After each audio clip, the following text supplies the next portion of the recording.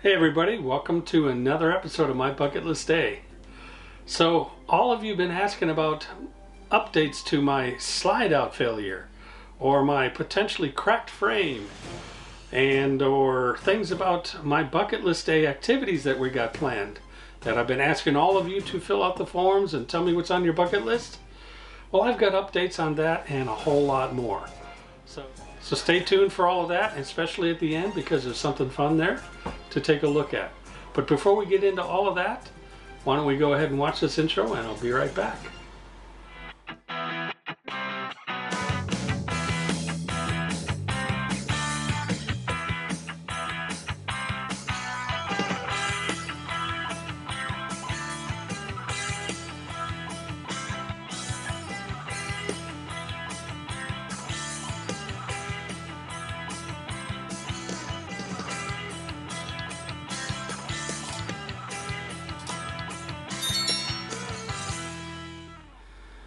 Hey everybody, welcome back. So let's dive right into this.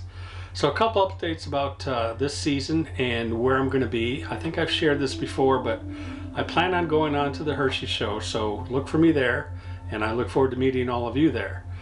A lot of you have been filling out things you want to do on your bucket list, and I'm excited to get with you on those things. But there's two specifically that I want to bring up. First is Niagara Falls in Buffalo, New York area, or on the other side in Canada.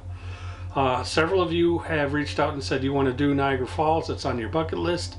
So I'm reaching out to those of you that's put that out there, and I'm putting together a plan for several of us to be at Niagara Falls all at the same time.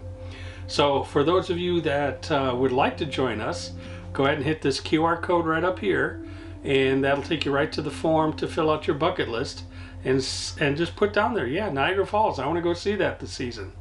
So fill that form out, and I'll add you to the list and inform you via email or a phone call of what the plans are, and we'll have a lot of fun doing that. The second thing a lot of you have said you wanted to go see was the fall colors up in Maine.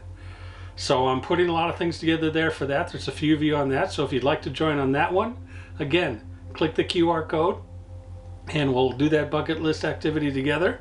We're going to go to Arcadia National Park and a few other surprises that I've got in the works there for that.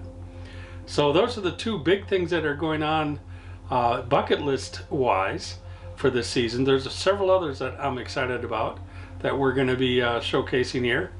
But those are the two big ones that several people have all had the same ones, and I thought what a great idea is to have all of us do this together. So I'll be calling you and reaching out to those of you that have put that on your bucket list, and we'll have further details on that. Now I want to give an update on my RV, and there's several things I got to talk about, but the biggest one you all have been making comments about are my slide out failures and the potential cracked frame or broken frame or something like that. So as you know from a couple of videos ago, I was asked to go ahead and remeasure things and stuff like that. Well, to be perfectly frank, I got a call back from Grand Design.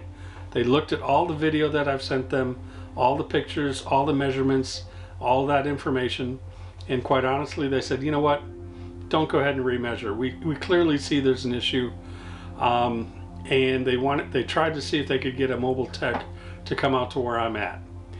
Sadly, they're booked out till, I guess it was May, don't quote me on that, I think mid-May, before they could get out here in Florida, and I'm not going to be here in May.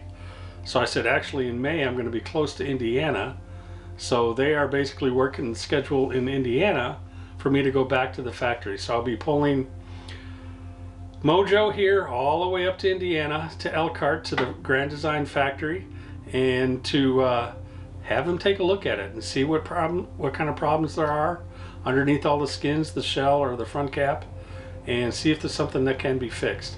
Clearly there's an issue because obviously I'm having all these slide out problems. I've got the flexing that you guys saw in that other video that's almost double what they're expecting to see on the flex in the front end.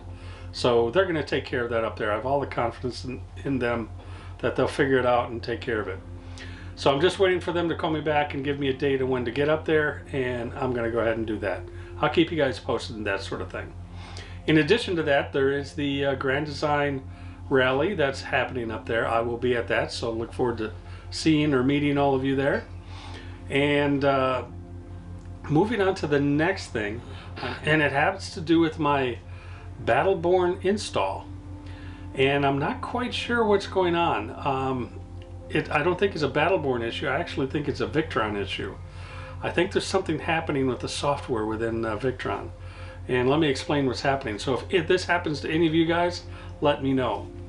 But I've got, you know, as you guys know, I've got everything wired into through the CAN bus into my Lippert or the LCI one control system.